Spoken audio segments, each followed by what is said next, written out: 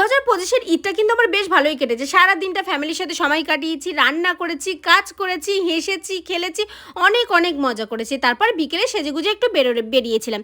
কারণ ঈদ বলে কথা, একটু যদি সাজুগুজু করে না বেরোই তাহলে নতুন জামাগুলো তো কাঁদবে, বলো তো? মজা করছি। যাই হোক, বউহতে চলে গেছিলাম। তারপরে গিয়ে দেখি ওমা সে কি ভিড়, সে কি ভিড়! সবাই তো লাইন দিয়ে দাঁড়িয়ে আছে বলতে গেলে সেরকম। আমরা যে টাইমে গিয়েছিলাম, তো আমি ভেতরে গিয়ে বসলাম। তারপরে খাবার অর্ডার দিলাম। অ্যাজ ইউজুয়াল মোহিত অর্ডার দিয়েছিলাম, কিটক্যাট শেক, পিৎজা, চিকেন টিকা পিৎজা নিয়েছিলাম।